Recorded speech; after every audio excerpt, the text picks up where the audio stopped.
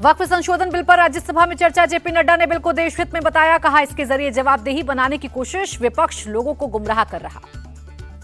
JP Nadda बोले, कांग्रेस ने मुस्लिम महिलाओं को सेकंड क्लास सिटीजन बनाए रखा, 70 सालों तक मुसलमानों को डराया।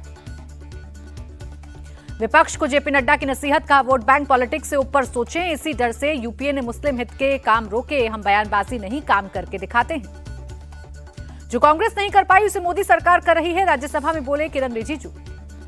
किरण रिजिजू ने कहा, वोट बैंक के लिए भ्रम फैला रहा है विपक्ष, वक्फ में कोई गैर मुस्लिम नहीं होगा, वक्फ का मैनेजमेंट मुस्लिमों के हाथों में ही रहेगा। राज्यसभा में कांग्रेस और बीजेपी के बीच तीखी नोकझोंक। नासिर हुसैन बोले, देश में दंगे फसाद कराने की कोशिश, मुस्लिमों की संपत्ति पर सरकार की नजर। नासिर हुसैन बोले, वोट बैंक के लिए बीजेपी वक्फ संशोधन बिल लेकर आई, संविधान को ताक पर रखा गया। आप सांसद संजय सिंह बोले, वक्फ बिल से संविधान की हत्या कर रही बीजेपी, इनकी मंशा देश में दंगा फसाद कराने की, बीजेपी मुसलमानों का भला नहीं कर सकती। संजय सिंह का आरोप, कहा वक्फ बिल मुसलमानों की जमीन छीनने की नापाक कोशिश, धार्मिक संपत्तियों पर कब्जा कर अपने उद्योगपति दोस्तों को दे देंगे। संजय सिंह के आरोपों पर किरण रिजिजू का पलटवार, बोले संजय सिंह ने तर्कहीन बातें की, ये लोग भ्रम फैलाकर देश के मुसलमानों को भड़का रहे हैं। राज्यसभा में अमित शाह ने विपक्ष को लताड़ा, बोले वक्फ जमीन का मामला, बिल को लेकर भ्रम न फैलाए विपक्ष। राज्यसभा में बीजेपी सांसद राधा मोहन दास अग्रवाल बोले, कहा वक्फ बोर्ड जिस जमीन पर हाथ रख दे उसकी हो जाती थी। आरजेडी सांसद मनोज झा ने वक्फ संशोधन बिल को बताया संवैधानिक, कहा कुछ समुदायों को हाशिए पर धकेला जा रहा है। मनोज झा बोले, वक्फ बिल के जरिए बुलडोजर कार्रवाई को कानूनी किया जा रहा है, क्या सभी प्रयोग मुसलमानों पर ही होंगे। वक्फ संशोधन बिल का सपा ने किया विरोध। रामगोपाल यादव बोले, मुसलमानों को बीजेपी की नीयत पर भरोसा नहीं। वक्फ संशोधन बिल पर बीजेडी का यू टर्न, कहा पार्टी ने कोई व्हिप जारी नहीं किया, सभी के हित को ध्यान में रखकर सांसद लें फैसला। मोहम्मद कासिम अंसारी ने जेडीयू से दिया इस्तीफा। सीएम नीतीश के वक्फ बिल को समर्थन देने से नाराज हैं, कहा जेडीयू ने मुसलमानों का विश्वास तोड़ा। जेडीयू नेता गुलाम रसूल बलियावी भी पार्टी से नाराज, कहा संसद में सब बेनकाब हो गए, विरोध के लिए जल्द बनाएंगे नई रणनीति। वक्फ बिल पर सीएम योगी की खरी खरी, बोले भूमाफिया की तरह काम कर रहा था वक्फ बोर्ड, महाकुंभ भूमि पर भी किया था दावा, अब इन पर लगाम लगेगी। अनुराग ठाकुर के आरोपों पर भड़की कांग्रेस। राज्यसभा में मल्लिकार्जुन खड़गे बोले, आरोप साबित हुआ तो दे दूंगा इस्तीफा। अनुराग ठाकुर ने जमीन घोटाले में खड़गे का नाम लिया था।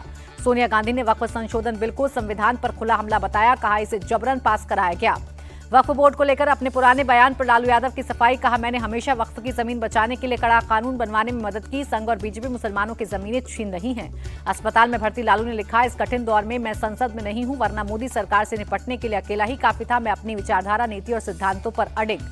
अखिलेश यादव ने बीजेपी पर साधा निशाना, कहा वक्फ बिल असली मुद्दों से ध्यान भटकाने के लिए लाया गया। अखिलेश यादव बोले, वक्फ बिल के पीछे ना तो सरकार की नीति सही है और ना ही नीयत है, करोड़ों लोगों से उनके घर और दुकान छीनने की साजिश।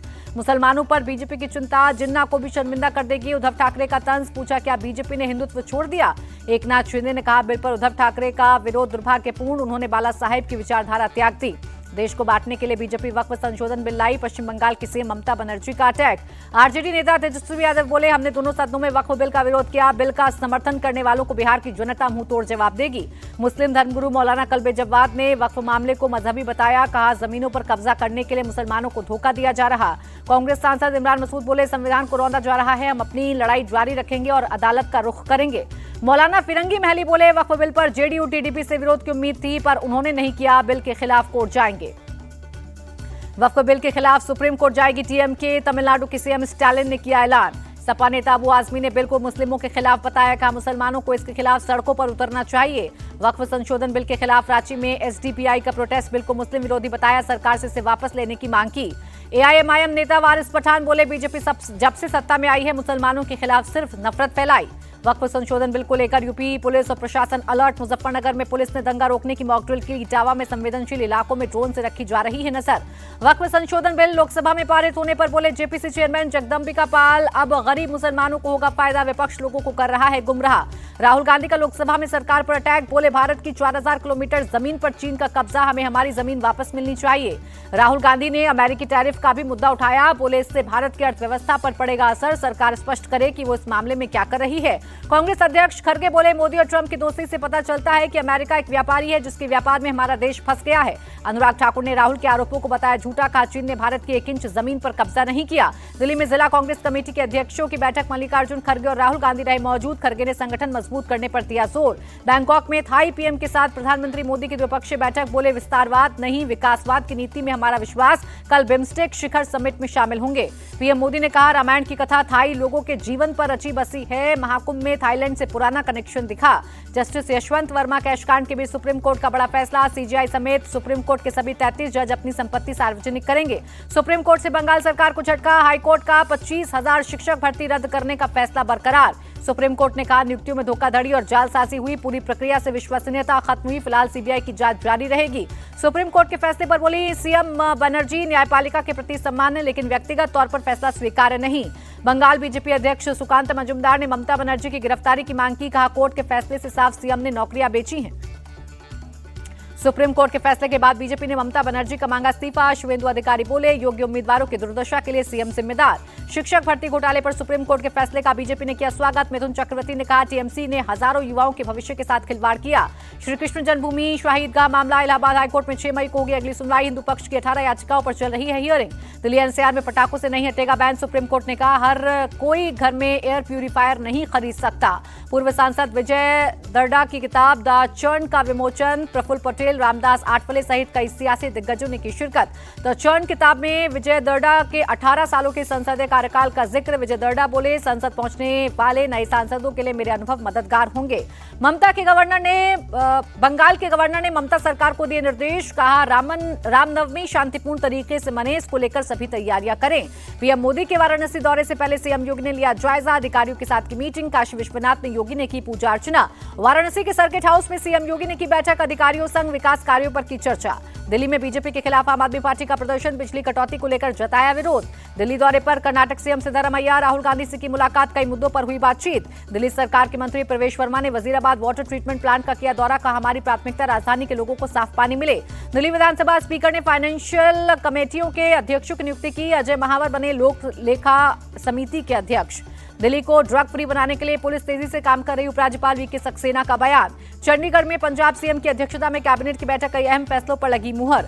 मथुरा में अवैध कॉलोनियों के खिलाफ कार्रवाई। नगर निगम ने अतिक्रमण पर चलाया बुलडोजर। एमपी के सीएम मोहन यादव ने भोपाल में समीक्षा बैठक की। खाद्य प्रसंस्करण विभाग के अधिकारी मौजूद रहे। पंजाब के गवर्नर गुलाबचंद कटारिया ने गुरदासपुर से नशे के खिलाफ पदयात्रा शुरू की। गुरदासपुर अमृतसर में 8 अप्रैल तक चलेगी यात्रा। गवर्नर कटारिया की जनता से अपील, नशे के खिलाफ लड़ाई में सपोर्ट करें। आपकी सपोर्ट के बिना जंग जीतना संभव नहीं है।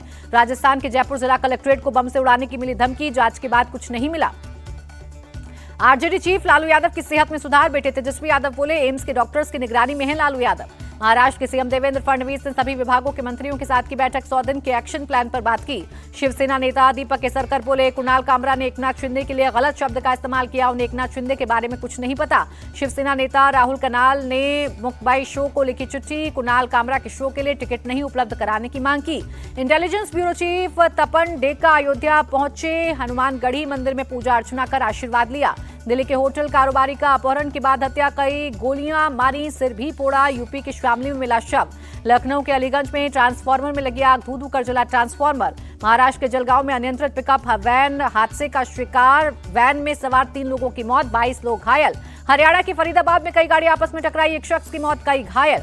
यूपी के बिजनौर में शहर कोतवाली क्षेत्र में अज्ञात बदमाशों ने एक घर पर फायरिंग की। सीसीटीवी फुटेज के आधार पर पुलिस कर रही है जांच। नगर स्थित एशिया के सबसे बड़े ट्यूलिप गार्डन में बड़ी संख्या में पहुंच रहे हैं लोग। 8 दिन में करीब 8 लाख पर्यटक पहुंचे गार्डन देखने। गुजरात के जामनगर में बुलडोजर एक्शन। बेदी क्षेत्र में साइचा गैंग के अपराधियों के अवैध निर्माण को तोड़ा गया। यूपी के बरेली में बिजनेसमैन वसीम सरवत की हार्ट अटैक से मौत। अपनी शादी की 25वीं सालगिरह में जश्न के दौरान पत्नी के साथ कर रहे थे डांस। चैती छठ का आज तीसरा दिन पटना समेत देश के अलग अलग जगहों पर संध्या अर्घ्य के दौरान डूबते सूर्य की पूजा की गई। तमिलनाडु में बदला मौसम का मिजाज। चिंगलपट्टू और मदमपक्कम समेत कई शहरों में हुई बारिश। लोगों को गर्मी से मिली राहत। अमेरिका ने भारत पर 26% रेसिप्रोकल टैरिफ लगाया। राष्ट्रपति डोनाल्ड ट्रंप ने किया ऐलान, 19 अप्रैल से लागू होगा बदलाव। राष्ट्रपति ट्रंप बोले पीएम मोदी मेरे अच्छे दोस्त, लेकिन भारत का व्यवहार ठीक नहीं। अमेरिका पर भारत 52% टैरिफ लगाता है। अमेरिका के फैसले के बाद भारत सरकार एक्टिव। वाणिज्य एवं उद्योग मंत्रालय सभी स्टेक होल्डर से बात करने में जुटा। अमेरिका की टैरिफ लगाने पर वित्त राज्य मंत्री पंकज चौधरी बोले हम इसके प्रभावों का विश्लेषण करेंगे। ट्रंप के लिए अमेरिका फर्स्ट और मोदी जी के लिए इंडिया। कांग्रेस सांसद शशि थरूर बोले 26% रेसिप्रोकल टैरिफ से क्या प्रभाव पड़ेगा, अभी कह पाना मुश्किल है। शिवसेना यूबीटी चीफ उद्धव ठाकरे की मांग, संसद चल रही है, सरकार बताए अमेरिका के फैसले के बाद उसकी क्या रणनीति है। 200 रुपए प्रति 10 ग्राम महंगा हुआ गोल्ड, 10 ग्राम सोने की कीमत 94,350 रुपए हुई। यूएस डॉलर के मुकाबले 22 पैसे मजबूत हुआ रुपया, $1 की कीमत 85 रुपए 30 पैसे हुई। तो जुलाई को रिलीज होगा पंचायत का सीजन 4 वेब सीरीज के 5 साल पूरे होने पर किया ऐलान।